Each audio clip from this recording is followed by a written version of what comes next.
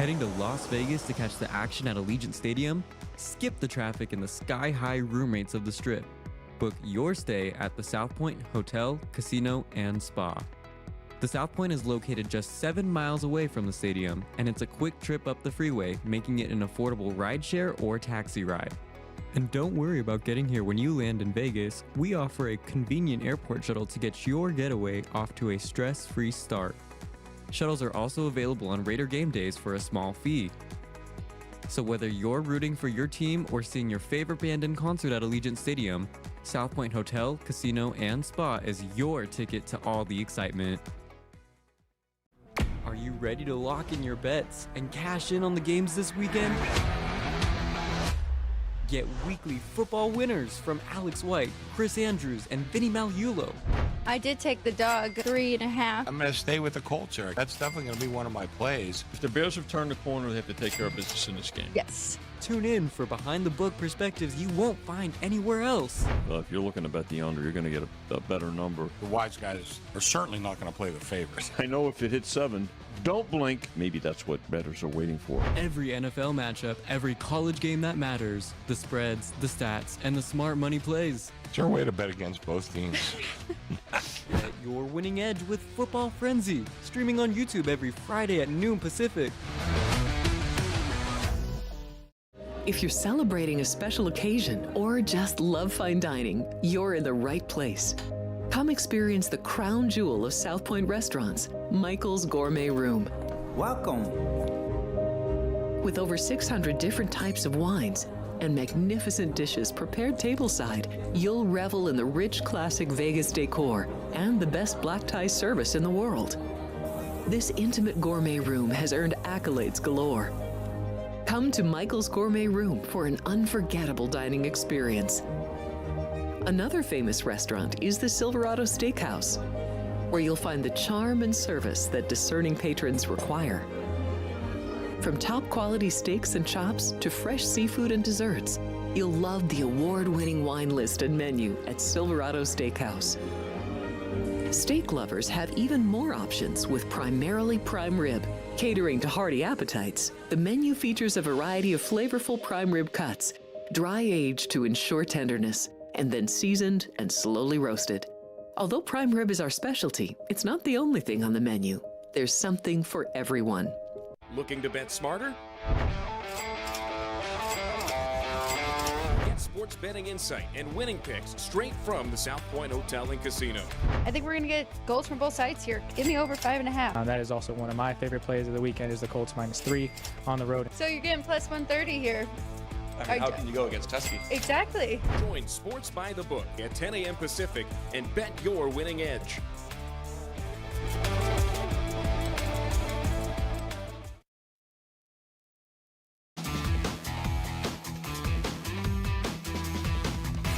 I am so excited about this episode. A little bit of a bonus coverage for you here on this Tuesday Sports by the Book, live from the South Point Hotel and Casino. On today's show, we will hit tonight's action right at the top, right after our recap. We've got 2 football games. We've got some college hoops and a quick hitter on the 1 NHL game. It's kind of wrapping things up. It is day 49 of 49 days of football.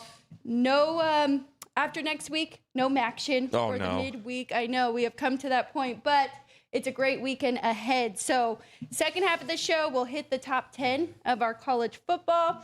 Short and sweet, only one big change for me. And then, of course, we'll keep everybody updated.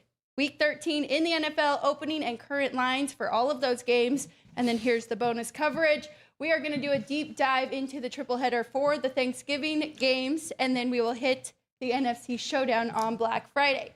To my left, Matt Neverett, the voice of the Rebels and the Las Vegas Aviators, and across from us, we got Ryan McCormick, jack of all trades, producer, director, host, and Chicago fan, world traveler as well. I'm Alex White, third-generation handicapper, so we're happy to be with you. Let's start off with a nice recap. Ryan, I'm going to throw it to you. What did you think of last night's game? Niners beat the Carolina Panthers. More turnovers than touchdowns. Yeah. Brock Purdy ends up throwing 3 interceptions instead of 3 touchdowns, which would have gotten the over on his passing touchdown prop, which I did take last night, so that was a loser. But George Kittle, did go over his receiving yards, so that was a winner there. Ultimately, the Niners covered the 7.5. The game goes under all numbers, ended up closing at 49. And the Niners did what they needed to do and forced turnovers when they needed to, and the Panthers weren't able to find the end zone. So still need to make up ground on the Panthers, or for the Panthers against the Buccaneers in the NFC South, and the Niners are still keeping pace with the Seahawks and Rams. Purdy, the first half, picks good on him for coming back and keeping the ship steady in the second half, although I think it says more about the defense. And, Robert Saleh, a perfect example, and we see it year after year. There's an example of guys that you can think of on every coaching staff. Great coordinator. Terrible head coach. I'm looking at you, Mike McDaniel, right now in Miami. But, yeah, Saleh's defense has been tremendous. It's been the only thing keeping the 49ers going with all the drama at the end of the game last night as well, which, on the second look probably warranted. I might have started a fight, too, if that happened to me. Kind of a metaphor for how that game was, just ugly, physical throughout. And, of course, Robert Saleh doing it with a lot of injuries on that side, so it has been bumpy, but they did look much better yesterday against a Carolina's offense that we knew could struggle, right? Leaning on their run game a lot, but Bryce Young not really at that spot that they want him to be just yet. Matt Neverett, that was pretty good jumping in with the football game. We know you were calling a game last night, the Players Era here in Las Vegas, so probably had to go back, watch some highlights. You want to give us a recap of the basketball game? Yeah, so Runner Rebels taking on Maryland.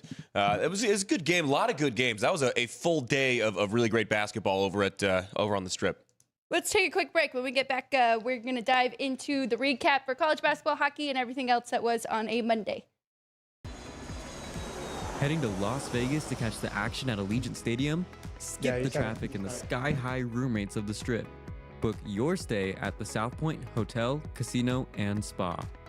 The South Point is located just 7 miles away from the stadium, and it's a quick trip up the freeway, making it an affordable rideshare or taxi ride.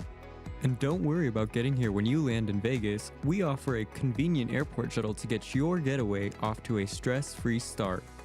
Shuttles are also available on Raider game days for a small fee. So whether you're rooting for your team or seeing your favorite band in concert at Allegiant Stadium, South Point Hotel, Casino, and Spa is your ticket to all the excitement. Are you ready to lock in your bets and cash in on the games this weekend? Get weekly football winners from Alex White, Chris Andrews, and Vinny Malulo. I did take the dog 3.5. I'm going to stay with the culture. That's definitely going to be one of my plays. If the Bears have turned the corner, they have to take care of business in this game. Yes. Tune in for behind-the-book perspectives you won't find anywhere else. Well, if you're looking to bet the under, you're going to get a better number. The wise guys are certainly not going to play the favorites. I know if it hits 7, don't blink. Maybe that's what bettors are waiting for. Every NFL matchup, every college game that matters, the spreads, the stats, and the smart money plays. It's our way to bet against both teams. Get your winning edge with Football Frenzy, streaming on YouTube every Friday at noon Pacific.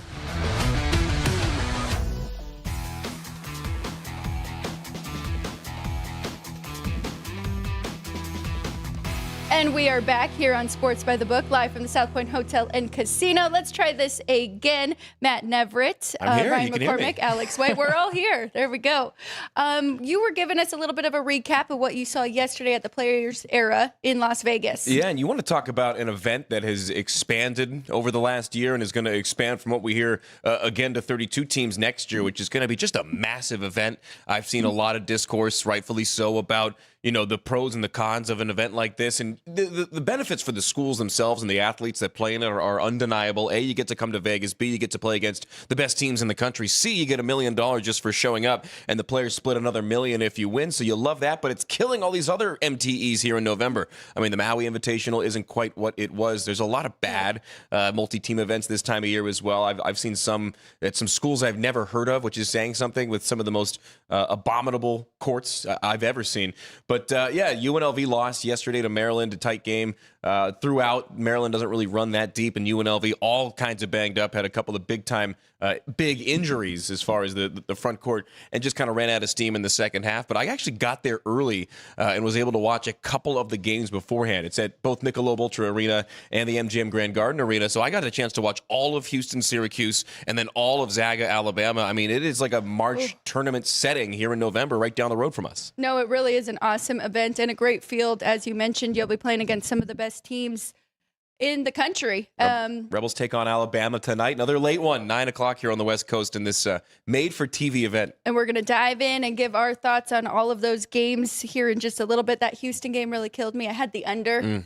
So if they would have just finished it off in regulation, I would have got there. But and that Syracuse team is plucky. They were not going away quietly. No, they were not. And that's a good Houston team. Great defense, too.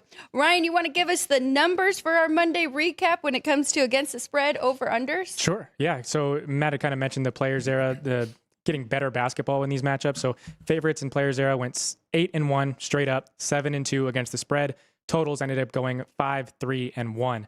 But broaden that out to the rest of the tournaments in college basketball. Favorites went 43-14 straight up, 26-1 against the spread. So pretty nice day for dogs. And totals 24-32-1. So that shooter's eye kind of coming into play. First games in these new arenas for these teams. Great stat there. So besides the Players Era, 13 underdogs ended up winning outright, which is always a lot of fun to see in college basketball, and that is why we like this sport so much. And it's kind of this time of year where if you have an angle on a dog in a neutral site game, it's a lot of times more applicable than it would be at the end of the year when you got a lot more data. You can kind of get the books by surprise in some of these games. Maybe not the big 32-point dogs, but you're catching 7 on a team playing at a venue that's not as far away from their opponent. You're talking about a home court advantage of sorts.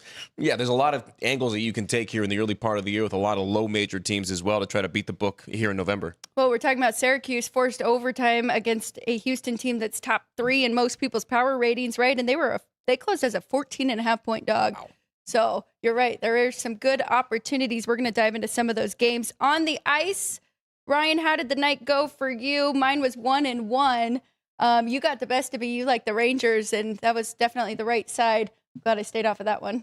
But yeah, I also like the Caps going against the Blue Jackets. Did get the winner there. They ended up covering the puck line. Didn't take it on the puck line, but I also took the Knights, who were the only favorite to lose on the ice last night. Favorites went 6-1 straight up. 4 puck lines were covered, 1 reverse, and it was the Mammoth against the Knights, thanks to some awful, awful turnovers. Totals ended up going 2-4-1. So got the Caps, but lost with the Knights. So ended up being a negative night. I know. I've tried to reel it back with the revenge angle because it can definitely be overused. But the fact that those two had just played 2 games ago, right? Then I was like, maybe it's stay off of the Knights, and Utah wanted it bad. But they were pretty fortunate. You're right. Couple bounces went their way. Yeah, I think every bounce they needed to go their way went their way. Logan Cooley with a four-goal night, 2 of which were empty netters, 1 of which Jack Eichel gave him a breakaway. Awful turnover. It's 2 consecutive games that the highest paid players on the Knights have terrible turnovers that cost them goals.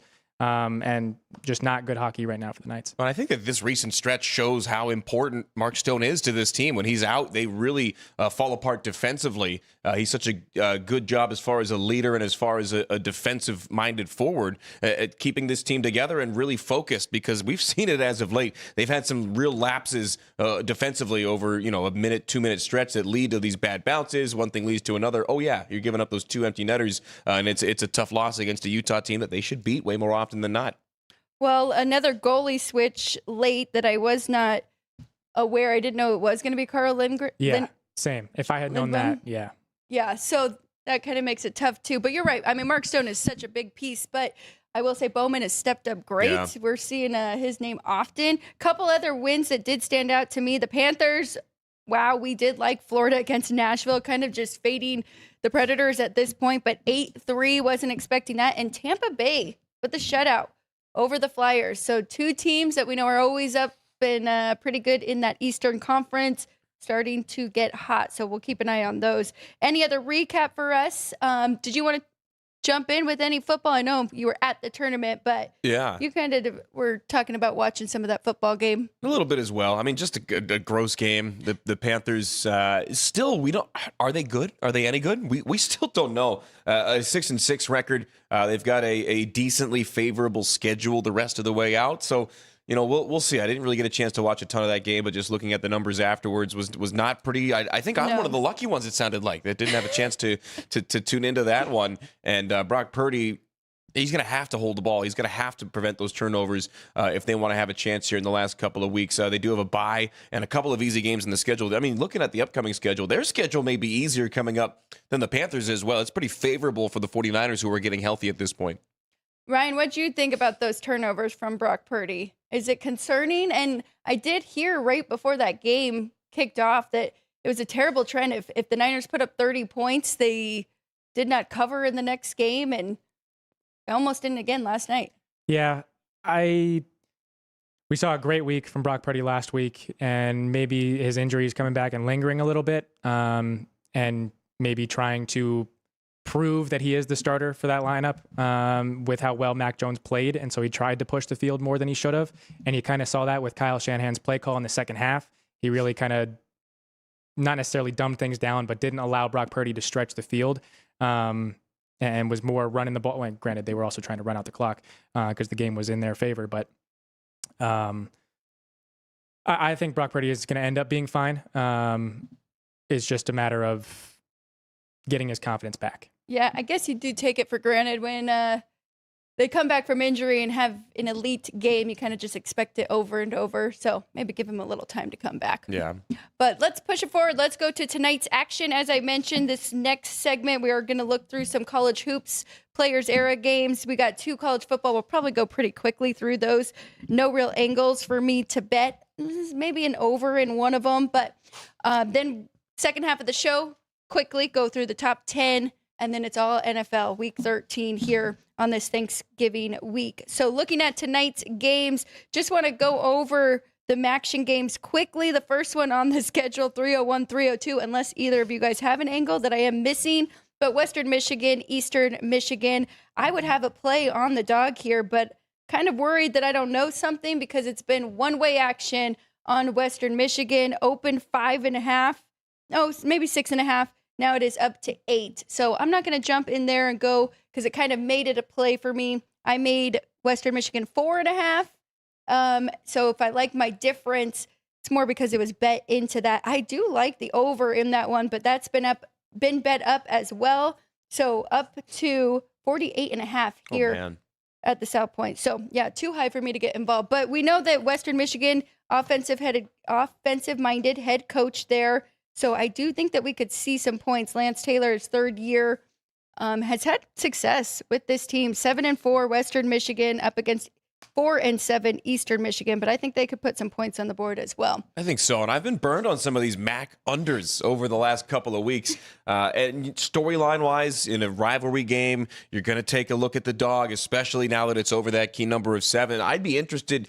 Right. I mean, there is merit and value in terms of fading the public, but I'm kind of with you here. I want to know what's driving all the money on a road favorite in a MAC game on a Tuesday. I mean, in the NFL, I would say it's more of a bettable angle. You know, you get a 3-point swing out of nowhere, especially on a road team. You're wondering what's going on, maybe even in a divisional matchup, another storyline involved there.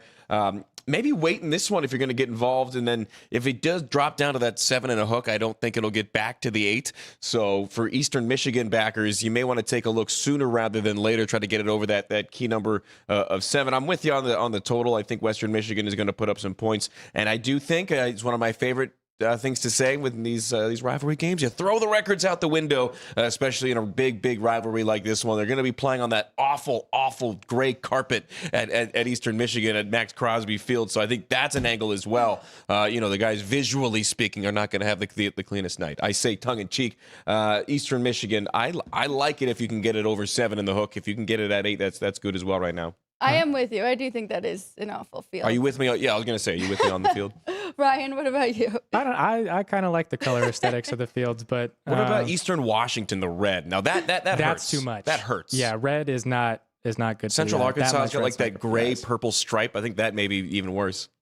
I think the gray is okay, but to each his own. But yeah, it is an 8 here at the South Point. The one thing that I wanted to point out, Western Michigan has won back-to-back years, and this rivalry is extremely streaky. The 2 years that Western Michigan had won, going back to 23, Eastern Michigan won 4 prior to that. Western won 5 prior to that. Eastern won 3 prior to that. Western won 3 prior to that. Then 1, 2, 1, 7, 1, 4, 3, 1, 2, 1. So basically, the classes might play things out here. Yeah. So I might really just looking at money line for That's an interesting angle for Western Michigan. We're going streaking on the quad in Western Michigan. Well, a lot of people say that doesn't matter so much, especially in today's era, right? But for a coach like Chris Creighton, the head coach of Eastern Michigan, who is in his 12th season here, he remembers that. He knows kind of how this rivalry has just gone. From what I've seen and just from preparing for games and seeing different conferences, the MAC keeps guys. I mean, there are more guys that stay at MAC schools than just about any other school that I prepare for. Thinking about UNLV versus Miami, Ohio. I mean, every game that I'm doing, I'm making my charts that I keep in front of me during the game. It's, he went to this school. He went to this, and this in a 4th and 5th junior college. But at Miami, Ohio, it seemed like they had, guys there for 4 or 5 years, which is unheard of now. So the MAC, I think, just colloquially, it feels like they're able to keep a lot of these guys more so. So that rivalry angle probably plays even more so in these MAC matchups than some other conferences like the Big Ten. Last little note on this game here.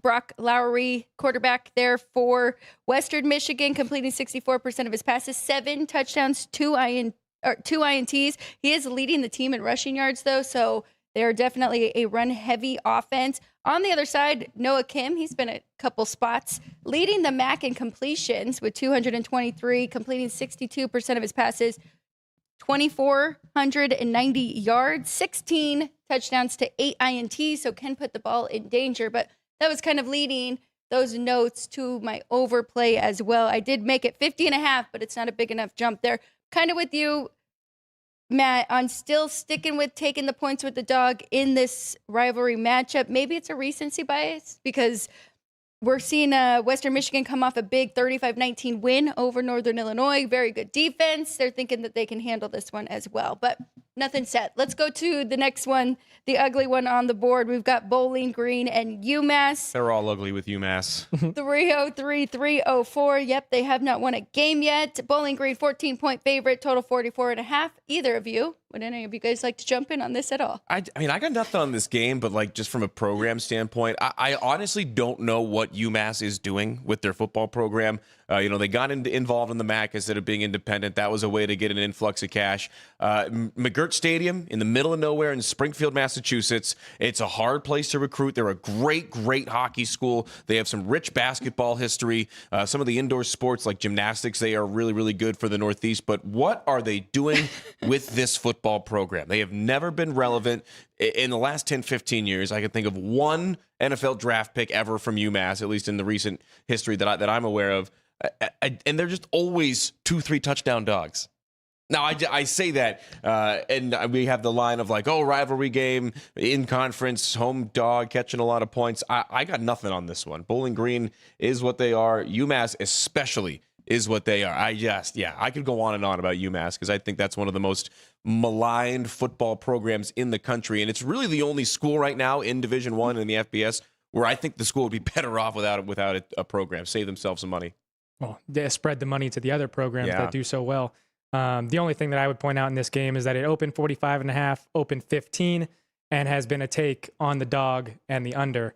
So not necessarily think Bowling Green will be able to put up a whole lot to blow out UMass in this one, but wouldn't be playing UMass as they haven't won a game. The Minutemen catching steam, baby. I guess the only play in this one is if you can get a home dog at 2 touchdowns or over. If this gets to 13.5, I'd have a play on Bowling Green. If it goes back to 14.5, 15, you kind of got to go with the home dog, despite the fact that it is the Minutemen. I made it 10. So for me, it should be a play here on the home dog. Value on UMass. First time for everything. This is one line that my dad and I are very opposites because he has it right there at 14. I think it's the fact that I've actually downgraded Bowling Green as well, right? Both of these teams have been dropping in my power ratings. Bowling Green's lost 5 in a row. So, really, you could use that line. Who are they to be laying 2 touchdowns?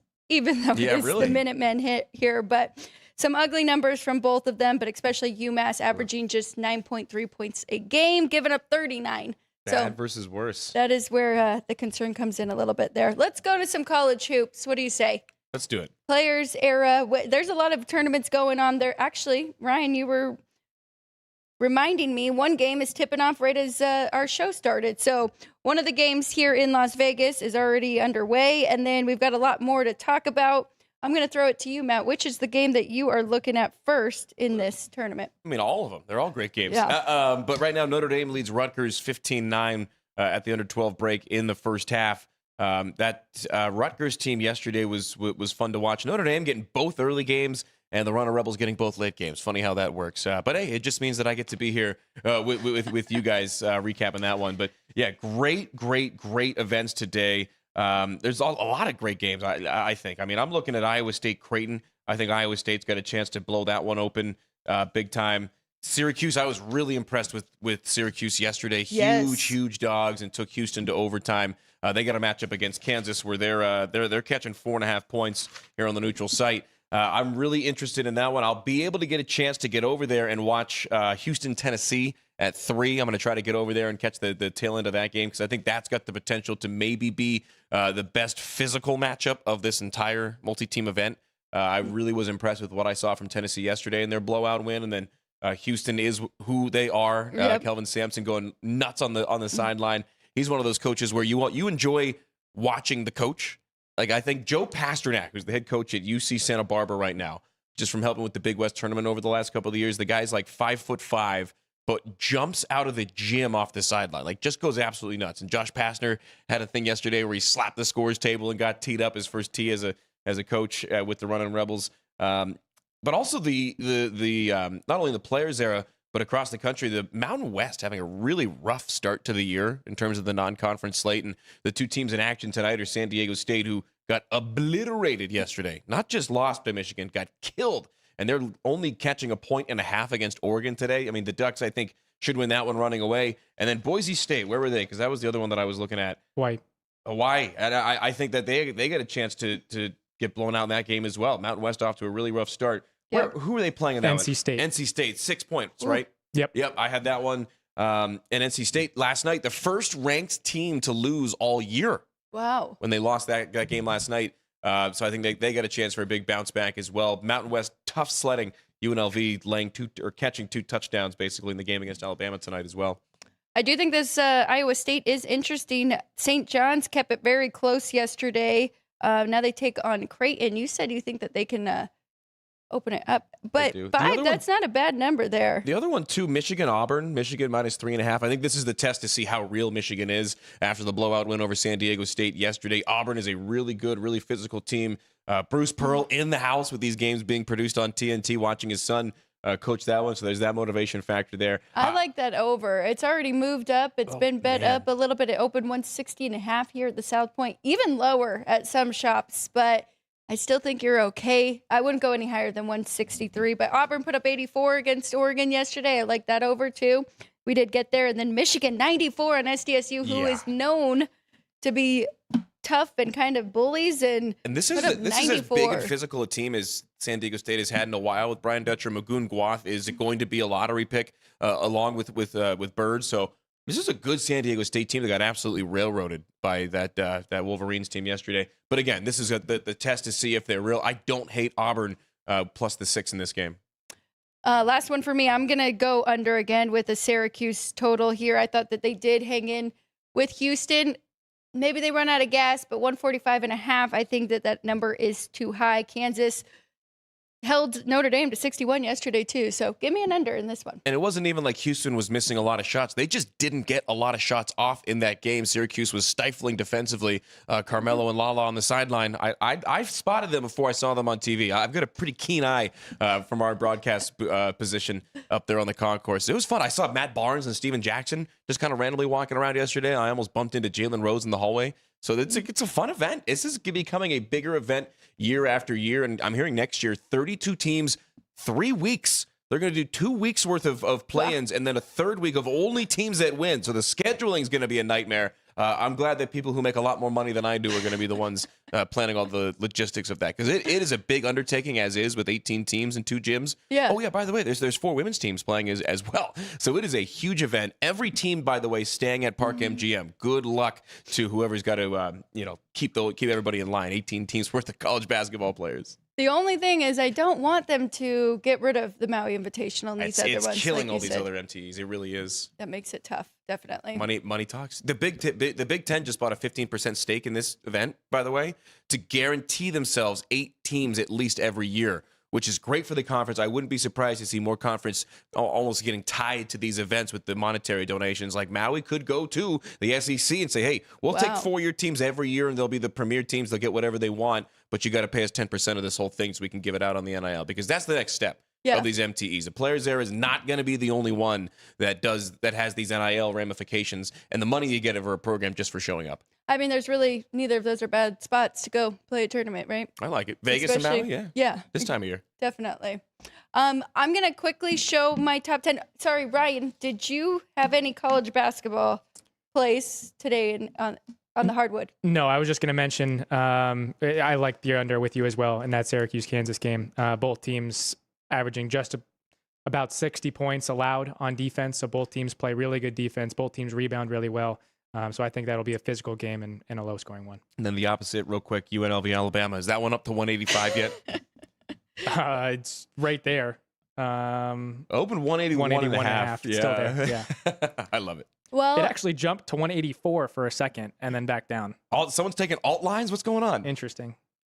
Maybe that's a bug on Wager Talk. But with UNLV kind of running out of gas in that game last night, could this be an opportunity where we are getting a lower total? I mean, if they would have played full 60 minutes, it'd be a lot higher. Full 60 minutes? 40 minutes? I mean, they're going to run. They're at a very, very fast pace this year. The front court depth has been an issue. The depth all year has been an issue with the injuries, but this is a team that's scoring at one of the highest clips in basketball. They're not necessarily one of the fastest on paper by tempo or by KenPom, but they run it up and down the floor. They get back in transition defense, and they outscored Maryland. I think it was 17-3 in fast break points yesterday. They're always going to have that advantage. When they get healthy, they're going to be really dangerous, but they're scoring 90-plus a night, so it's just a matter of if Alabama's going to score as well, which I think they are. And Josh Pastner said after the game last night that this has not been a good three-point shooting team. You can look at the numbers. They don't lie. Eventually, they're going to have a game where some of these shots start to fall and they break out from that regard, because they had a bunch of wide open looks that just did not click in the game yesterday. I think this could be a potential for, even with that elevated total, to still be up over there. I could see both teams getting to 90 in this one. Ooh, that would be a lot of fun. It's gonna be what you need. Excited to watch that one tonight. But that'll do it then for us. Ryan said he liked that under. And Ryan, we both had Kansas yesterday, so that was a nice one that I did get in my account right after the show. Were there? Yeah, oh, yeah. Yeah, and Ryan. Kansas actually does their senior trip every year out to Las Vegas. Oh, really? I have 2 cousins that attended. That's a good note. One attends, one just graduated, so she was just here. But yeah, Kansas, every year, their senior trip is into Las Vegas. I'd say they traveled well. Gonzaga always travels well to Vegas. And Syracuse had a ton of support. I saw orange everywhere. Well, when they came out to play the Rebels in football. Yeah. Kind of took over Allegiant then, too. They definitely. Hey, I couldn't get in there, well. but, that tells you all you need to know. The broadcast school there is like the best in the country. And I've got generational beef because my dad didn't get in back in the day. He turned out all right. I didn't even apply. I wouldn't have got into Syracuse out of high school, but that tells you all you need to know about me as a student. We're gonna move to my top 10 because I had to put this in the show just to show you my updated top 10. I'm ready for this. Remember, a lot of teams did not play top tier competition, right? A lot of cupcake games this week, especially for the teams that are already in the top 10. So I just have one change, Matt, and honestly, I kind of forced it a little bit because my number 10 is a tie with the Miami Hurricanes and the Ole Miss Rebels, but I decided to put the Ole Miss Rebels up in my top 10. Thinking about it, too, on a neutral right now, if this game was a pick, I would take the Rebels over the Hurricanes. So that is how I also got to that point. So the order stays the same for the rest of the teams. Utah barely survived, but they're still in that top 10 there at 9, Georgia, Tech, Bama, and then A&M 5, Indiana 4, Oregon, Notre Dame, and Ohio State. You see, kids, bullying works. I got Alex to put Ole Miss in the top 10. And all it took for Notre Dame to move up to number 2 was putting up 70 on Syracuse. I know I don't disagree, and especially with yours being as numbers driven and on paper as they are, I don't disagree with your logic on me. I say as the numbers take the logic out of moving Notre Dame up to 2, it's kind of hard to argue against 70 points. I mean, I would personally still have them a bit lower. I'd probably have them at 5. Just slide them down, keep that top 10 the rest of the way. Utah sticking around, man. They are going to be so tough to beat in whatever playoff or big bowl that they get in late in the year with the coaching and the culture that they've got. And Ole Miss, here we go, baby. What are we going to get from Lane Kiffin? They're saying the Egg Bowl. Is it after the Egg Bowl he's going to make his announcement? Or is this going to be like a made-for-TV LeBron James The Decision style event? That's kind of what it's leading up to. I wouldn't be surprised if LSU does some kind of like a soap opera about it, because the numbers that are allegedly being thrown around to Lane Kiffin by the boosters in Baton Rouge are absolutely crazy. Now the question is, in this one, it could be during the game. It could be during the game. It could be a tweet that goes out. I mean, they could throw a pick 6 and he takes the headset off and leaves the field, a la Antonio Brown. That would be the most Lane Kiffin thing ever. Maybe he leaves them on the tarmac. Maybe he gets revenge for USC leaving him at the airport. I don't know, but hey, if he does leave, he's going out in style. In Oxford there, because this Ole Miss team is legit. I just hope for the team they pull out. If they get this win, I don't think the committee can leave them out. I don't think so either. Even if the coach leaves. I don't think so either. I think they still have to give him a shot. If they lose this game, because I see Ryan, he's got his question marks about it. If they lose this game and they only have 2 losses, just like Alabama, Oklahoma, some of these other teams that are fighting, I think that's just ammo to say, okay, you guys are out of the 12-team playoff. Oh, and I think this year too, I'll let you get to your point in a sec, Ryan, if you got one, but the parity is fun. I mean, this is awesome. This is why they expanded the playoff field and why they want to expand it more, although I think 12 is the perfect number. And they get what they want because the group of 5 is as irrelevant as they've been in the CFP era as far as a contender. Just my selfish reasons, I would like to see Lane Kiffin stay at Ole Miss. My brother does attend Ole Miss, so he's gotten to enjoy the games the last 2 years. Got to storm the field last year against Georgia. Lucky dog. So yeah, I would love to see Lane stay in Ole Miss. From what I've heard, it's pretty much the same offers all around the table from LSU, Florida, and Ole Miss. But if he leaves Ole Miss, the pressure increases tenfold, and you then have to win at those universities. Being at Ole Miss, you're able to just kind of be competitive until you're able to prove. Once you're in this playoff conversation for 3, 4, 5 years in a row, then it starts becoming, all right, now we got to win it. But as soon as he gets to LSU or Florida, it's going to be, all right, get to the playoff. All right, now. And that's just not what Lane Kiffin is built for. Hey. It seems like he would be perfect to stay there and build something. He doesn't, like, just from knowing him a little bit, not knowing him personally, but just from him being around so darn long. I mean, California or Florida seems like a perfect location for him. He doesn't necessarily strike me as a guy that loves being in Mississippi, and talking to Dan Mullen about his time at Mississippi State. And I know, believe it or not, Oxford is a little bit more hoity-toity and a little bit better than Starkville in a lot of regards, if you can believe that. But from some of the things that Coach Mullen has told me about Mississippi in general, and especially as somebody in a position of power there, as the head ball coach at the university, I wouldn't be surprised if Lane Kiffin used this as an opportunity to just kind of skirt out. And, Gainesville, Florida, and Baton Rouge, Louisiana, maybe not the sexiest locations either, but fits his personality more. You got a guy like Ed Orgeron for at LSU. Perfect fit. I think that's an example for Lane Kiffin of somebody who, may leave just because of the culture that he wants to build that he may not be able to in that area. I hope he stays too, for what it's worth, Ryan. I do think that it is a good fit, and he's done a great job there, and not having so much pressure, I think, has worked well for him. One more point, because you were talking about Notre Dame and them jumping up to 2 last week they did on my power ratings. Jeremiah Love right now making the argument to win the Heisman for sure. And he'll get an invite. Ryan, you were going to bring up the fact that it was 21-0 for Notre Dame over Syracuse, but we kind of skipped over it yesterday, so that's a perfect segue. Yeah, 21-0 before the offense even touched the ball. Jeremiah Love only had, I think, 7 carries for 160-some yards and 3 touchdowns. Not bad. And I see the Barstool people talking about if Ashton Genty didn't get the Heisman last year, Jeremiah Love shouldn't get it this year. just because you gave the Heisman to the wrong player last year doesn't mean you should give it to the wrong player this year. Yeah. So that argument's pretty dumb. But yeah, Jeremiah Love has absolutely been one of, if not the best player in college football this year. We're kind of stuck with that at the Saquon Barkley and now Jonathan Taylor as well, right? Because they didn't give it to Saquon last year. Now that's kind of part of the argument for JT. So that's weird.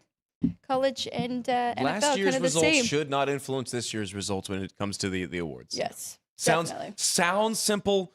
Not everybody gets it. Right. Let's take a quick break. Let's do it. We did all of our college. We did On the Gridiron, college hoops, a little bit of a top 10 there. When we get back, we're going to dive into the NFL. It's a big week, week 13 here in the National Football League. Don't go anywhere. We'll be right back. South Point Casino has plenty of attractions for the whole family. Catch a movie. Our 16-screen movie theater includes 2 XD Extreme screens for the ultimate in viewing, sound, and luxury. After the show, treat the family to a variety of treats at our old-fashioned ice cream parlor, Kate's Corner. We scoop up a variety of creamy concoctions, including smoothies, hand-dipped cones, milkshakes, malts, sodas, and sundaes. At Kate's, there's something for everyone. And if you've still got time to spare, our bowling center might be right up your alley. Voted Best of Las Vegas, it's a great place for friends and family fun.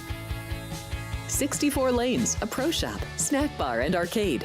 And while the kids are bowling, you can play slots and sip on a drink in the Alley Cat Lounge while overlooking the lanes. For our more serious and professional bowlers, the South Point is also home to a separate tournament bowling plaza.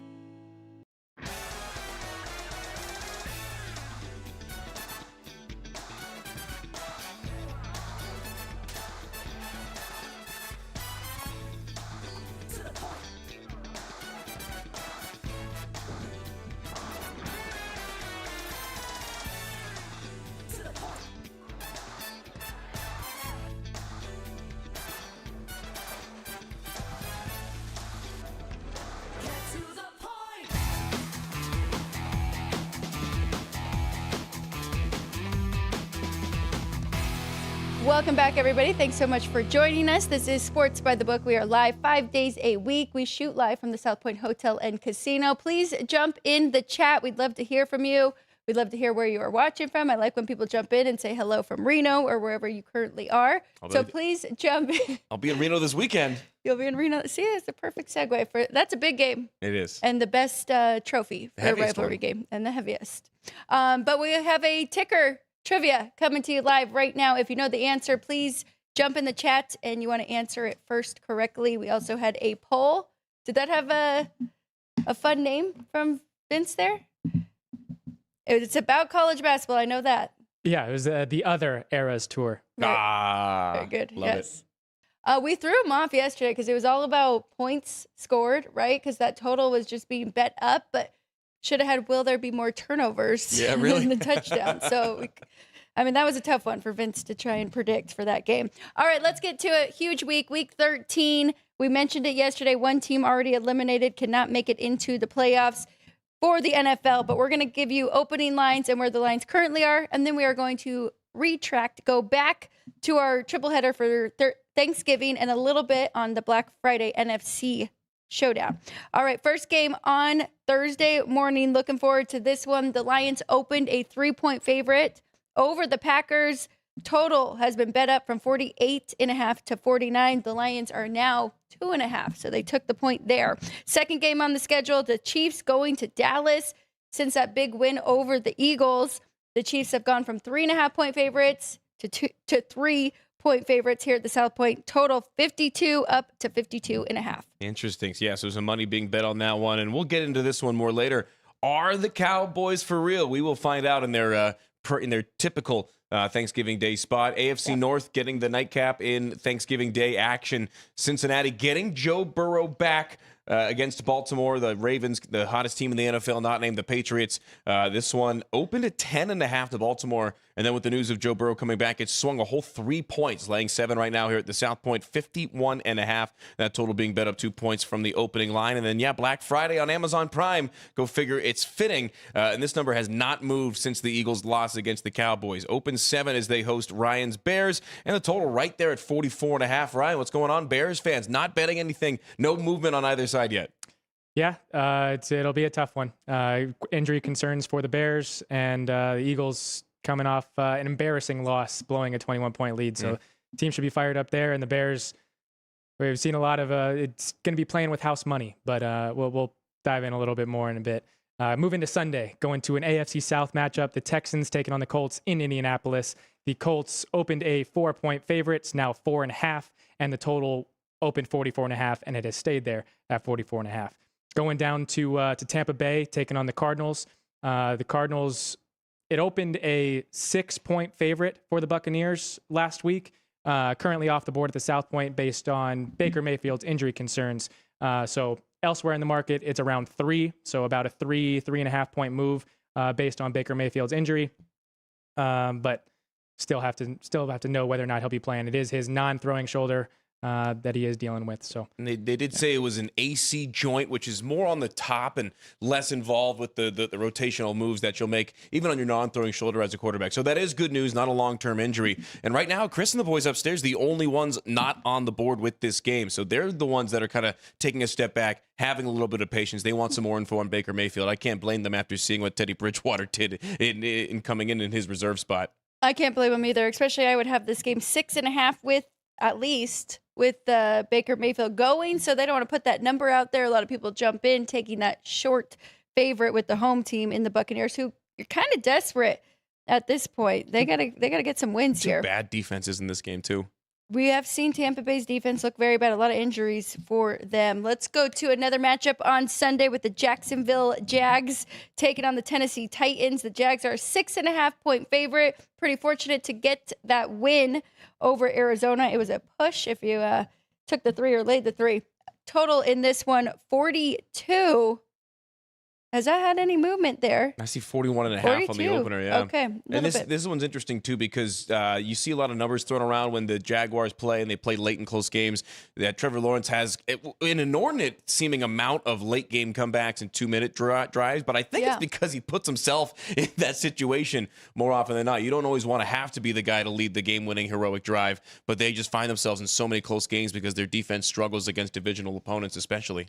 That is true, and I think that is why they took the 7, and now it is down to 6.5, just a number take, even though Tennessee has been competitive and covering as of late. How about this one with the Carolina Panthers at home hosting the Red Hot Rams? They are a 10.5 point favorite on the road, total 45. Not much movement there, a little bit to the under here. Thinking after Carolina couldn't score against the Niners, what are they going to be able to do against the Rams? Yeah, biggest number of the week, it looks like. And I think this one's going to be a prime tease spot, no matter which way you want to do it. You can get the Rams down to about 4.5 right now, get them under a touchdown, or you could get the Panthers to over 17 points if you tease at 6.5 right now. So, kind of a mix of opinions. I typically in a tease would rather tease a dog. Just that context removed, I'd rather tease a dog to a bigger number. My teaser last weekend hit. I'm red hot on these NFL plays. I was on a Green Bay, New England Falcons teaser. I was on the Falcons straight up. So, got a good feel right now, and I love that tease. Yeah, so Carolina up to 16.5, 17 points right now may not be the worst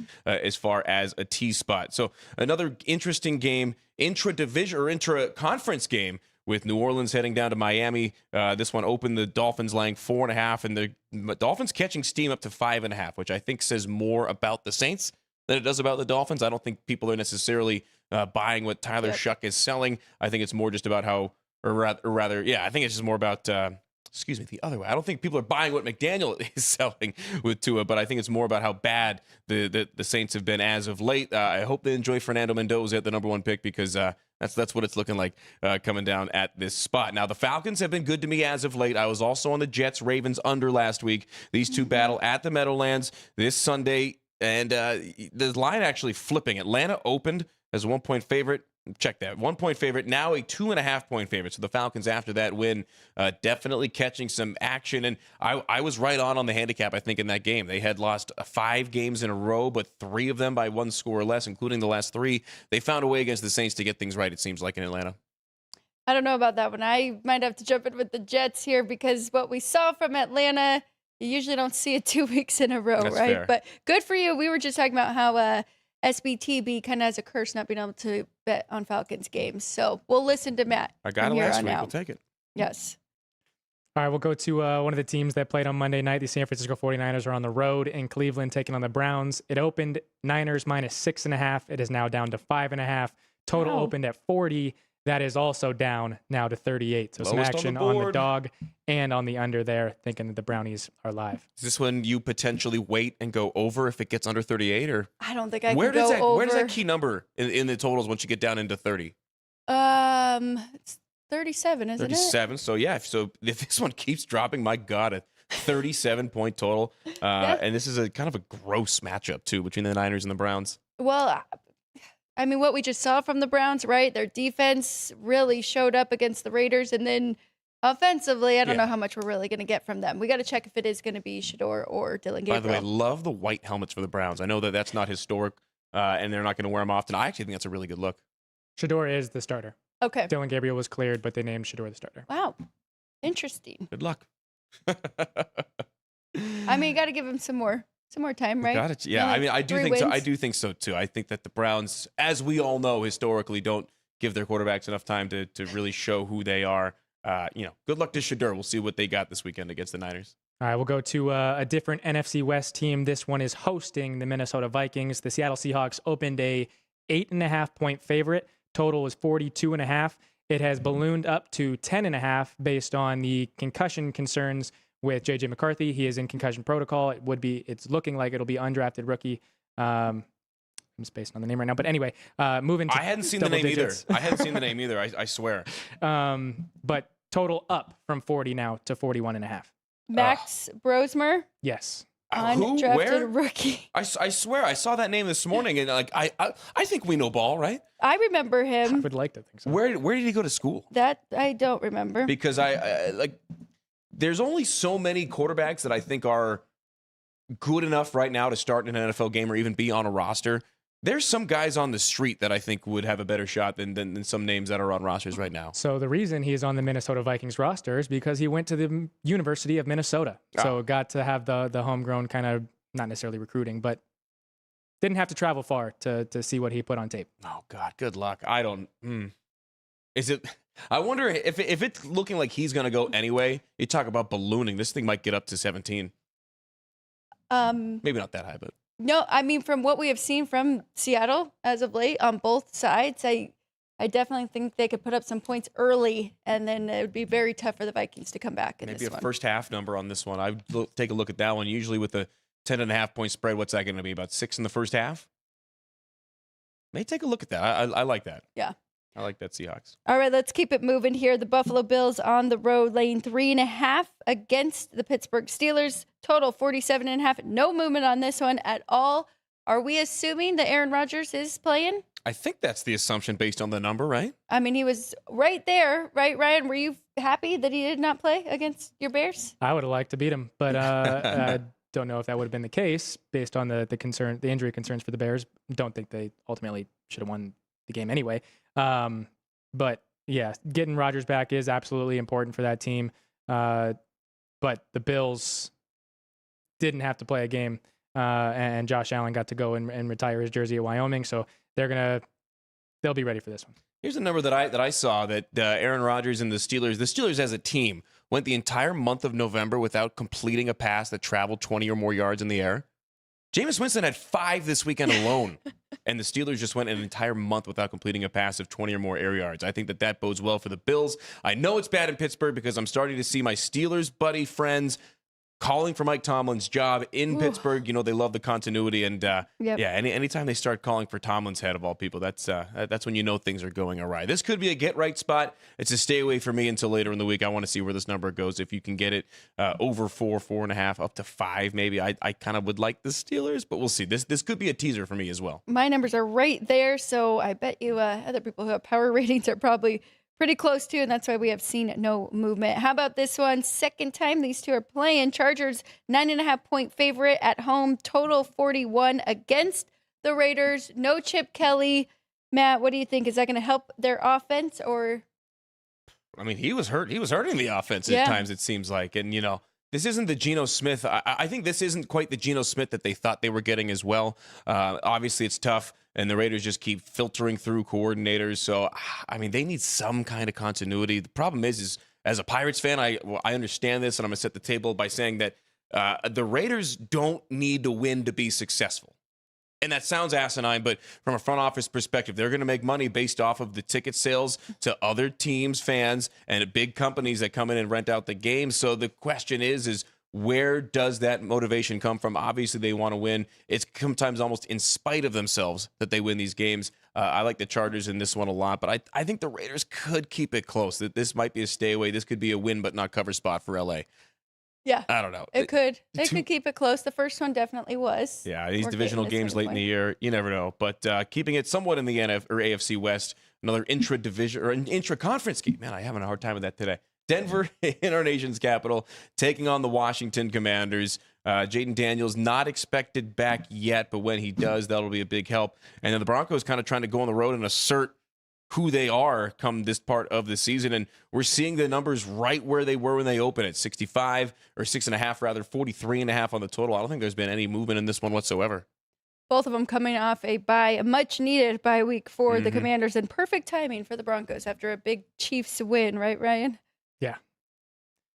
It'll be big. Yeah. The Broncos, absolutely need to keep winning in order to keep pace or stay at the top of their division and hopefully for Broncos fans get the 1 seed in the AFC. Moving to Monday night, we do have the only eliminated team so far in the NFL in action. The New York Giants are on the road in Foxborough taking on the Patriots. The Patriots opened a 7.5-point favorite, total 46.5. It has not moved at all. We're still there at the 7.5 and 46.5. And Will Campbell went down with a knee injury in the win last week, the 9th win in a row. Got good news today. He's not expected to miss the rest of the season. Any time that he does miss, though, is a shame because he's been great, and the Patriots are the single hottest team in football right now. First place in the AFC. And Jackson Dart looks like he's trending in the right direction. Just the big question will be whether or not they play him or stick with Jameis Winston there. Tough losses for the Giants. We talked about it yesterday. Kind of 5 times gave up a double-digit lead and lost the games. So that's tough. Part of the reason why Brian Dable no longer is employed by them. Yes. All right, here we go. The bonus part of the show, we are going to dive into 3 NFL games, all 3 on Thanksgiving. And if we have time, we got to talk about the Bears and the Eagles because that is going to be a very good NFC game on Black Friday as well. That one is at noon. Football Frenzy stays the same on Friday. Push back just a little bit. 12:15 will be the start time. Full hour of college football, full hour of NFL. You don't want to miss it, especially going into rivalry week and all of these good matchups here in the NFL. All right, let's go to the NFC North matchup here. The Lions, Packers, Detroit gets their spot on Thanksgiving Day. They are the favorite, and they have revenge because if everybody remembers, the Packers won in week 1, took that one and kind of threw everybody off. They thought the Packers were the new team to beat in the NFC. Now they're catching 2.5. This line has moved. Lions opened as a 3-point favorite, total 49. Ryan, you know this division very well. Anything jump out to you in this game? Yeah, you had mentioned the Packers won in week 1. They didn't just win. They dominated in week 1. They were up 27-6 before the Lions finally scored a touchdown in the final minute of the game. So a garbage time touchdown to make it 24-13. Neither team could run the ball in that game. The Packers had 23 carries for 78 yards. The Lions had 22 carries for 46 yards. Each of the primary ball carriers for the teams, David Montgomery, Jahmyr Gibbs, and Josh Jacobs, all averaged below 3 yards a carry. To that point, though, since Dan Campbell has taken over as the Lions head coach, the Packers have not won consecutive games against the Lions. Wow. So I am with the Lions here, minus the 2.5. I think it's an absolute take on the number. I think they can win by the field goal, absolutely win by a field goal, and right the ship after not covering last. I think this line is kind of playing into what we saw last week, and I think what we saw last week was the Lions were looking ahead to this week. They did not pay respect to the Giants. The Giants played with no fear, were able to sling it, and were almost able to pull off the upset. But the Lions are going to be starving on Thanksgiving Day. I agree, and this is their traditional spot. They're going to be wearing those hideous Thanksgiving unis they always wear.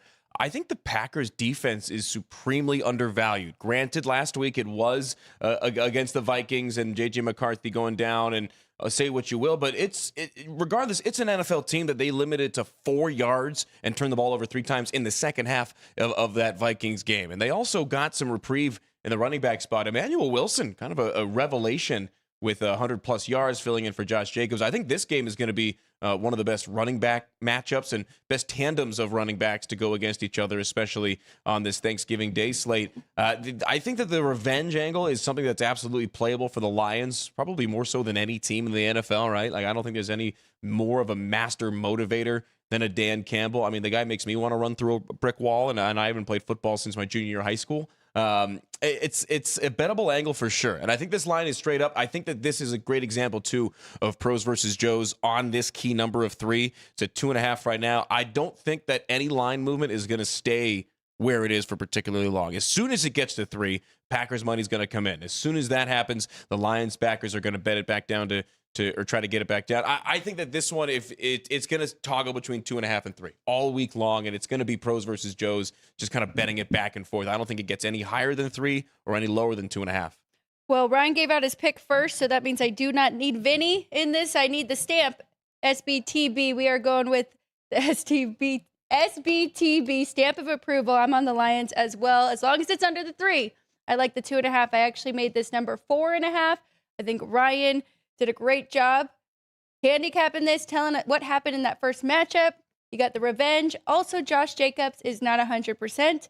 So I think that the Packers offense that's already struggled is going to be so one-dimensional, and we see Jordan Love really struggle in those situations. Also, the Lions, right now, their defense, 12th in points allowed. And I can't talk about the Packers' struggles on offense enough. So hopefully the Lions show up offensively, which we've seen a little bit of struggle from them too. But hey, Jared Goff getting back in a dome. Sweet dome for Jared Goff against the Packers this time of year. That's right. We know that. Another added point from a change from week 1, a man that scored a touchdown for the Packers was Tucker Kraft, who will not be back for them, missing a very key part of that offense. Alex had mentioned the injury to Josh Jacobs. That Lions defense is getting healthy. Aiden Hutchinson looked like a beast, more so than he normally does, but he was absolutely terrorizing the Giants' offensive line. I think he does the same. I like the Lions here. I actually really like that. The more we talk about this game, you guys are on it. We're all on it, baby. Stamp it. No two-way action here on this show. I will just say the teaser of 2.5 up to 8.5 is also very tempting because, I mean, I think the Packers could keep it close, but I'm not going to try and do a middle there. Yeah. All right, let's keep it going here. Kansas City 3 on the road against Dallas. Total 52.5. Matt, you brought this to our attention before the show. Dallas has the opportunity for a Super Bowl sweep. Mm-hmm. They just beat the champions. Can they beat the runner-up? And we'll see. I mean, they've got right now the bodies to do it. As long as the wide receiver room isn't hanging out in Vegas, they're doing just fine. They're doing just fine. A 21-point comeback against anybody is awesome. Let alone defending Super Bowl champion Philadelphia Eagles. The Cowboys using 10 points in that fourth quarter. They shut the Eagles out in the second half as well. So you want to talk about making halftime adjustments. And I think the big angle in this week's game against the Chiefs is going to be the coaching battle. I think that was the thing that you had brought up before the show almost immediately, is Reed versus Schottenheimer and just the advantage that the Chiefs are going to have in that regard. But I don't know. Schottenheimer looked pretty good against the defending Super Bowl champs last week in terms of making those adjustments, in terms of Dak Prescott staying focused and really almost emerging as the guy that's earning the highest paycheck of any quarterback in the league, like that he was expected to. I think that this game has the potential to be very close, and the Cowboys are going to have all eyes on them as usual. It's also Thanksgiving, and this bowl may be just for fun, like the one that, if there's a matchup of two teams with the most haters in the country, and especially in this week's slate, I think this is it. A lot of people that dislike the Cowboys, a lot of people that dislike the Chiefs for whatever your reasons, whatever your motivations. There's going to be a lot of people hate watching this game while they're eating Thanksgiving dinner at 1 p.m. with their families, because that's when you eat dinner on Thanksgiving. Also to mention, Tony Romo will be on the call. So of course he will. Complete hate watch. I don't know, Jim. Yeah, going to be watching it on mute. But the opened 3.5 for the Chiefs, opened at 52. So it's been a take on the Cowboys and a move to the over. The Cowboys playing with all the confidence in the world right now. The Chiefs, not so much. They could have maybe should have lost last week against the Colts, but they were able to make the adjustments in the fourth quarter and absolutely shut down that offense, which goes to that coaching point. Both teams seemed like they were able to make the adjustments in the second half last week, which is why I love this game under. I think this total at 52 is way too high. Yes, we get the Cowboys' offenses there, not really paying respect to their defense, which has stepped up in the last 2 weeks. Yes. Chiefs defense is the Chiefs defense. They're good. So yeah, under that 52, way too high. We didn't even talk about this. I'm on the under as well. I like under the more we talk about this game also. I wonder too. There we go. Another stamp it, baby. We're all on it. Like my love for primetime unders, does that extend into these Thanksgiving Day games at 1 in the afternoon? It does not. No. It does not. Darn it. Maybe the standalone Friday game. Well, the next one, the Bengals-Ravens, the perfect segue there. That one is at 51.5. What's the updated total on that one right now? Because that's going to be a critical number on that one. I'm seeing still 51.5. There's your primetime under. And I think this is a perfect matchup for it, too. I would call this a primetime, yeah. Even if it weren't in primetime, I would like under 51.5 between the Bengals and the Ravens. Getting Joe Burrow back literally made the 3-point difference. So that goes to show exactly how much he's worth to the number on the road in this matchup. Went from 10.5 to about 7 now, so actually more than 3 points. I like under. I think this game's going to be tight. I think this game's going to be close. AFC North matchups are always, they always just beat the hell out of each other. It's a lot of fun to watch. They hate each other more so than any other division in football. So I love the old school approach, and I think Cincinnati. They're going to have to score points to win this game. I think the Ravens win. I don't know if 7 is too big a number. I don't think that. People are necessarily accounting for the time off that Joe Burrow underwent. I get it. He's one of the best in the league. I get that he is this offense when he's healthy and everybody else is there, but they're banged up around him. Jamar Chase just had to miss a game. The Ravens are as good as any team not named New England in the AFC right now, winners of 5 straight. So this is going to be a very, very tough one for this maligned Bengals team at this point of the year. I don't know. This one's tough. I like under. The only thing that gives me a little bit of pause about the Ravens and their hot streak, 5 straight wins, but 4 of those wins were against Miami, Minnesota, Cleveland, and the Jets. So they have not been pretty at all. And their offense has not looked great. But, I mean, is there a better defense to go against to get your offense right? Yeah, that is true. The only thing that scares me about this under is how many times have we seen these two teams go to overtime? Mm-hmm. I mean, just last year alone, I could definitely see that on the biggest stage, all eyes on them, Thanksgiving night. I mean, hey, in an AFC North matchup, you could go like 14-all to overtime, something like that. That's very much in the cards in this showdown. All time, the Ravens lead this rivalry 32-27. The Ravens have won 4 consecutive games in this rivalry, covering 3 of those against the spread. All 4 of those games went over 45, 48, 50, and 51.5, which is where the total is here. The one concern that I have is Joe Burrow. He was able to practice last week, or he's been able to practice the last couple of weeks. He was practicing with the ones last week. Jamar Chase was suspended, so he didn't get to play in the game last week.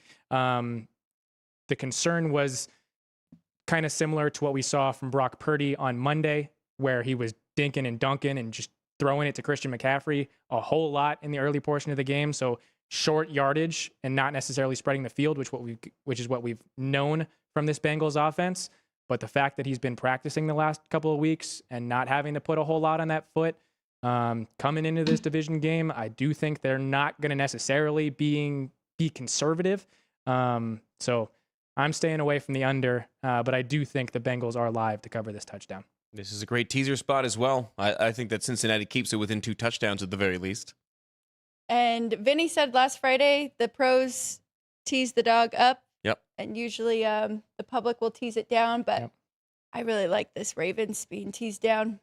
There's another 7-point favorite tomorrow that I actually like. Both of the favorites, getting them under a field goal, because I do think that the Ravens find a way to win this game. I mean, I think you make great points. I've taken the Bengals the last few weeks, getting points with Joe Flacco. Why not with Joe Burrow? They covered the 8 last week. Yeah, I just think the Ravens in this spot. I mean, if you remember last year, Christmas against the Niners, this is where they really show up. So I'm leaning to the Ravens here. I made it a little bit higher, 8.5. I wouldn't lay a 7. I wouldn't even lay 6.5, but teasing it down, I would. I like that.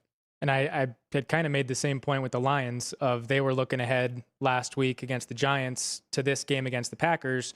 Could say the same about the Ravens last week, looking ahead from their matchup against the Jets to this one in a divisional matchup against the Bengals. Yeah, very much so, right? Because they were sleepwalking that first half, and then they kind of turned it on. But still, it hasn't been pretty. I'm not going to act like it has. And you just brought up the 5 wins and who they have played, and still, they should be winning convincingly in those games, and they haven't. I mean, and that's the argument against New England right now, right? They've won 10 games, but who have they beat? All you can do is play the teams on your schedule, and it's based off of last year's results. So it's even more impressive for teams to consistently win year after year after year when the scheduling is against them.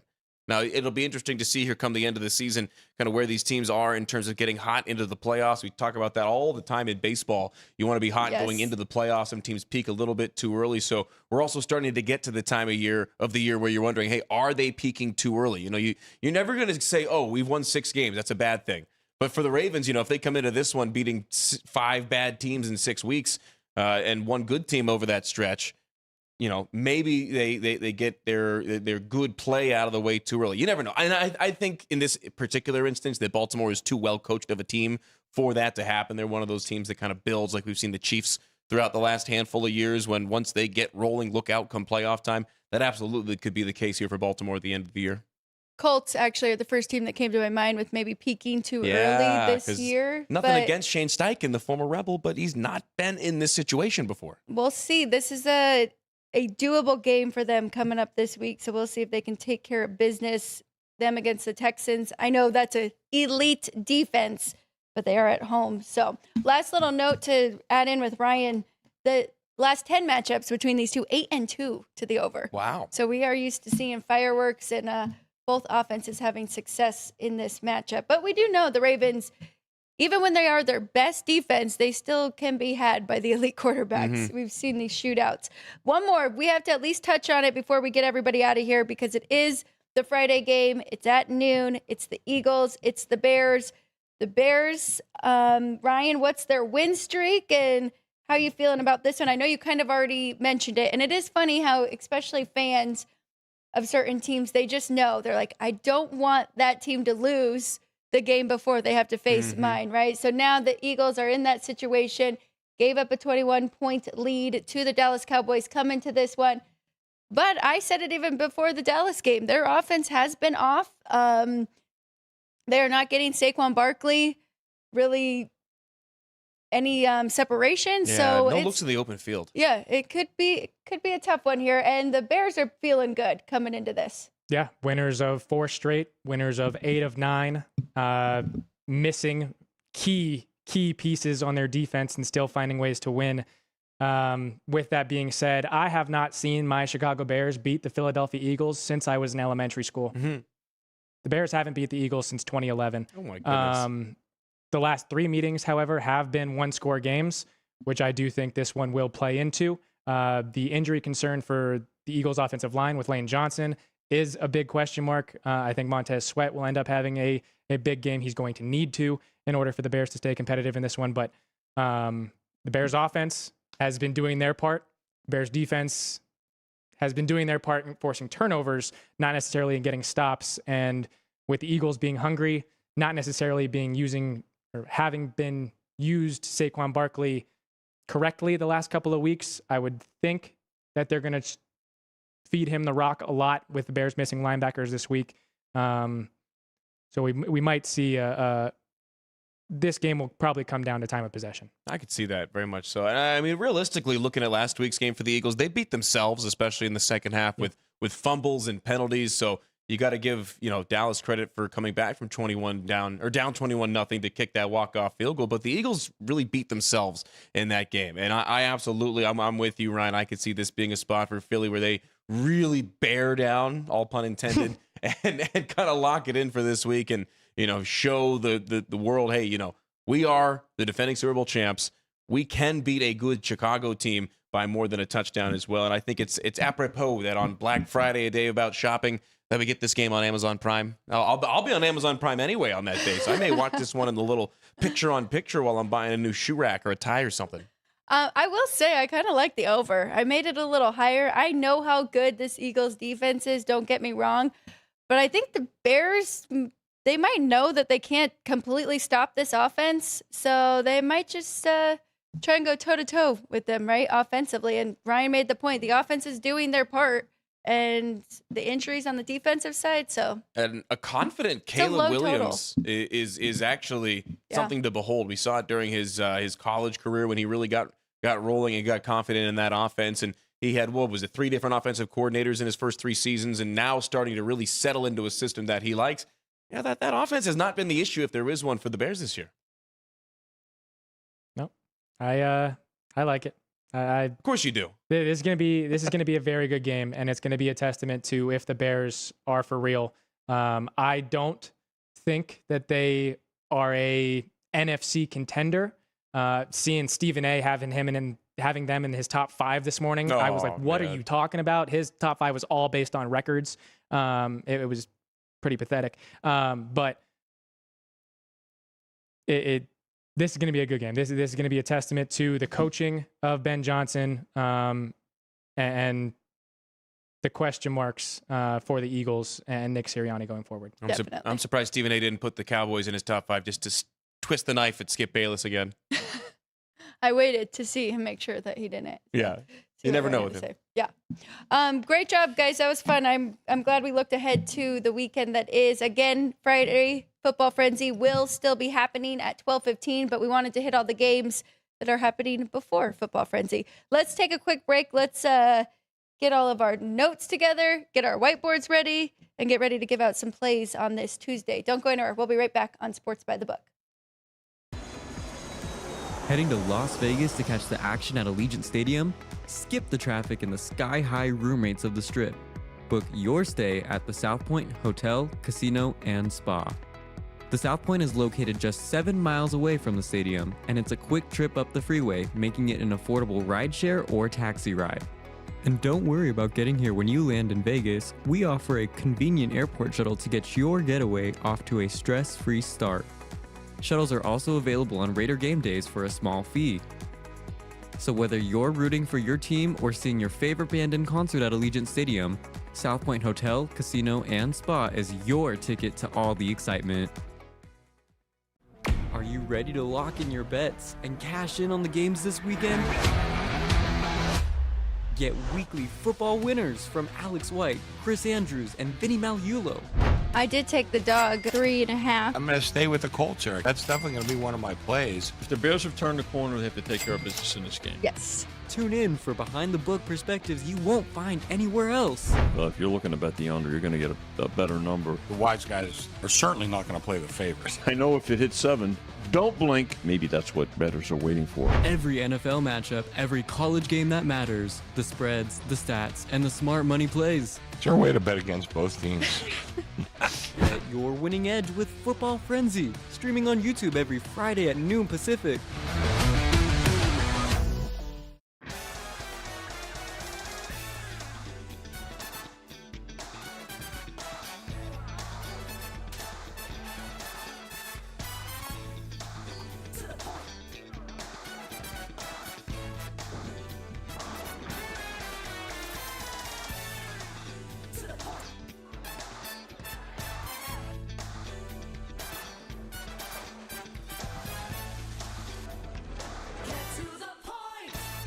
Looking to bet smarter?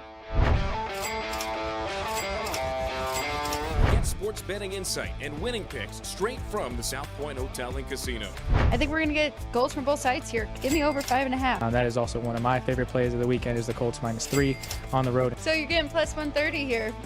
I mean, how can you go against Tusky? Exactly. Join Sports by the Book at 10 a.m. Pacific and bet your winning edge.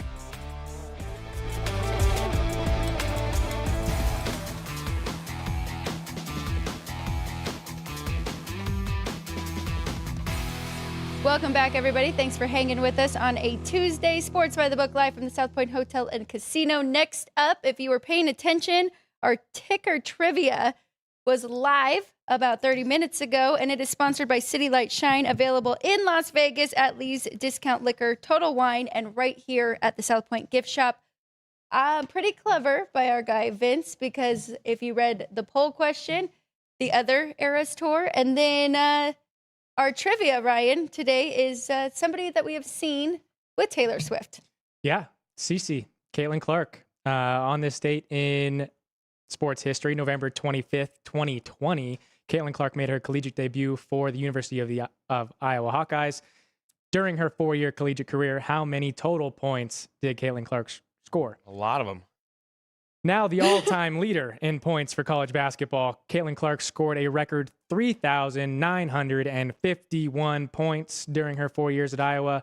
In addition to holding the most points honors, Clark currently holds the all-time point leader for the NCAA tournament with 492 points. She is also allegedly the reason Steph Curry left Under Armour. Thank you. I was going to make a joke about that. Did you hear about this? No, I didn't. So Steph Curry had been upset with Under Armour, I guess, for a couple of years. He had felt, and this is just all based on recent reports that are coming out, he had felt that Under Armour hadn't been helping push his brand enough.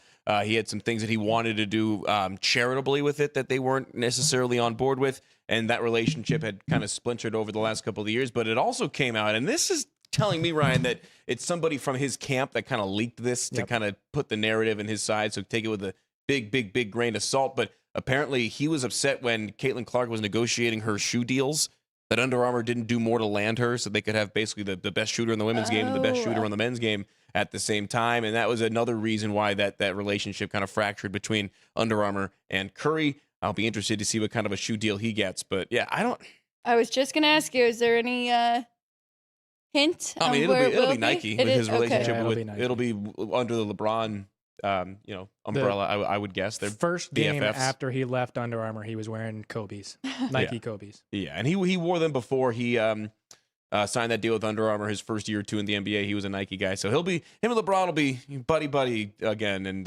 wearing the same shoes here coming up. Yep. Very interesting. Did we have anybody get it correct? I guess that's a very hard number to get correct. You'd have to Google. We did have Dean Hilt get it correct. He let us know with the correct number, 3951. Certified ball knower. He also let us know that he would rather have Tony Romo instead of Tom Brady on broadcasts, as well as JR, preferring Romo over Brady, which I have to disagree with. I don't know, Jim.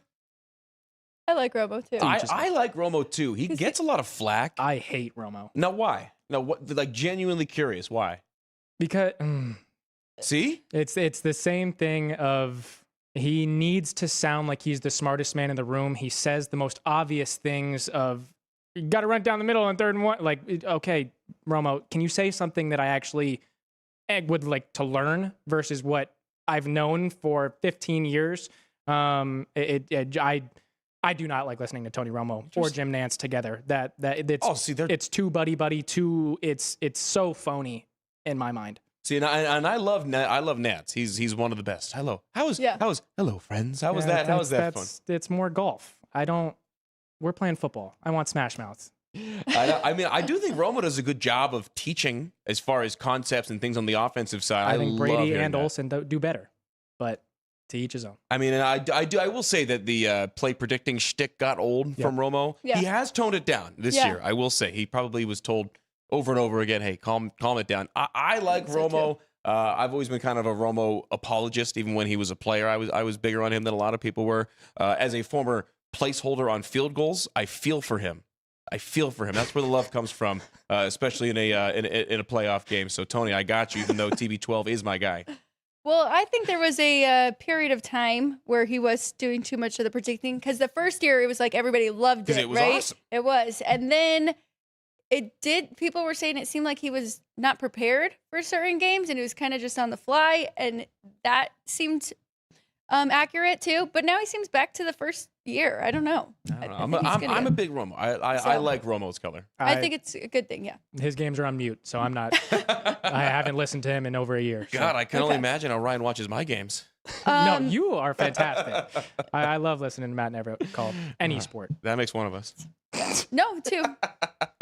All right, let's go to today's poll. Do we have a result here? Wow, a big result, right? 54% of the chat all agreed. Yeah, they all agree with that game at 3 p.m. But to first read the question, the other Eras Tour, what's your Players Era points play today here with the games involved in Las Vegas, either at the MGM Grand Garden Arena or at Michelob Ultra down at Mandalay Bay. First, San Diego State catching 2.5 against Oregon. Tennessee getting 3.5 against Houston. Auburn getting 5 against Michigan, or Syracuse getting 5.5 against the Kansas Jayhawks. And our viewers, over 50%, 54% of the chat, going with the Volunteers to cover the 3.5 against the number 2 team in the country. I like Number that. 3 team. Houston looked downright vulnerable yesterday against a Syracuse team that was kind of untested. Kean Anthony kind of showing what he can do on a national scale. I don't hate it. I would look at Auburn, too, against Michigan. I think that's another dog that is very, very live in a neutral site game. Yeah. I mean, really, is there a bad answer? Maybe you're worried about the Aztecs there. But You're right, saying San Diego Yeah. State. That's the only one that I wouldn't bet with Jerry's money. watch they win out, Yeah, right? no way. But Jerry I kind of wouldn't be like betting Syracuse. against puddles. Yeah. Oh, he went Oh, I love favorite mascot for our guy Jerry. I love it. All right, let's go to our whiteboard plays. Ryan, you want to kick it off with anything you are looking at tonight? Well, for tonight specifically, I am looking at the Oregon Ducks to beat the San Diego State Aztecs to cover that 2.5. I think that number's a little bit too short. But then looking ahead to Thursday, taking the Lions minus the 2.5, taking the under in the Chiefs-Cowboys game. And that's about it for right now. I think we might have a first here today, Alex. I think so too. A 3 for 3 on the Lions on the whiteboard. What could go wrong? What could go wrong? We see it time and time again on those pregame shows. Yeah. Hey, I will say 3 people picking a game isn't as bad. Now, when you get 5 or 6 all on that same side, then you're screwed. I will just warn you both, though. 2 years ago, Lions against Packers on Thanksgiving morning. That was my favorite bet of the day. Favorite, and they got whooped. How'd that work out? Yeah. Yeah. But it's a different team. I think they got it. So, I like it. What else do you have today, Matt? I'm let going you keep with the going Michigan, with your whiteboard. The Michigan plays. I got the Lions. I think that the Packers, who are playing their 4th game in 17 days because of a Monday nighter a couple of weeks back, I think that is going to really show its head in a game in the Dome. Jared Goff, we've seen it over and over again. He's so much better indoors than out. He's also really good on national television in a primetime spot like this. So I like the Lions, especially under that key number of 3. Like we said, I think that this one toggles back and forth. As soon as it gets to 3, Packers bettors are going to be all over it, and the Lions bettors are going to get it once it gets back down to 2.5. So I don't think this one's going to move. If you want to wait till Thursday to take this one, go right ahead. I'm sticking in the state of Michigan. I'm taking EMU at home on the Great Turf tonight. That line is up to 8. You can catch 8.5 in the market. I'm not going to be greedy. I'll take the 8 with Eastern Michigan in a rivalry game. You throw the records out the window. And then I'm going with NC State. They lost as they were the first ranked team to lose all season long last night. They take on a Boise State team that lost to Hawaii Pacific. They've lost a couple other bad games in the non-con. I think that the Wolfpack are able to turn things around on a neutral site and dominate Boise State. So give me NC State minus the 6. There are now 9.5s available on Eastern Michigan. Superbook just went to 9.5, and ESPN Bet has a 9.5. So a lot of How about this one? 2-point difference in the numbers available. Plus in the market. infinity. We'll just write that up. We'll just write there. Yeah, how about that? All Just right. give him the best number. So there then maybe is. wait. Heck, if this one goes to 10, Yeah, it keeps going. or stay the hell away. We'll see what entry news is about to come out. That's true. That is very true, Matt. But I'm with you. I mean, I lean that way taking the points. I actually lean that way taking the points of both underdogs today, even UMass. Maybe UMass gets a win today. Alex is soft on the Minutemen. We all knew it. Okay, let's keep it rolling though. Here are my definite plays here. I'm going with Kansas and Syracuse under 145.5, and I'm going over with the Michigan and Auburn game 162.5. And then for Thursday, I'm rolling with these two. Lions minus 2.5. I do love the revenge angle. Stamp it. Maybe next week could be a spot to go against the Lions, but Dan Campbell will have his team ready to go here against the Packers. And Chiefs Cowboys, I like under 52. I'm with Ryan. He said the Cowboys defense has looked a whole lot better since they made the trades, and they really have, and they showed up big time against the Eagles. I think they can do it here against the Chiefs. And one of the best defenses still. It doesn't matter. Kansas City with Spags, one of the best defenses in the league. I will say, yeah, good defenses. And the Lions also, or rather the Cowboys, playing their third game in 10 days. So that's also something to keep an eye out for. I don't know if the offense has that similar explosion that we saw in the second half against Philly. Hey, and whenever people start talking about George Pickens being the best wide receiver in the league, he usually has a dud game. it'll be CeeDee Lamb game next. So And they're just going to alternate back and forth. I think that's it for us today. We did have JR in the chat singing the Bears songs, the Blackhawks songs. He really wants me to sing those, but he also gave us the Michigan song. But I really would have thought he would have X'd out the M. As yeah, isn't that the 1 week you're supposed to do it? Yeah, he's been rooting for the Come on, Buckeyes. JR. Yeah. Be better. Ooh.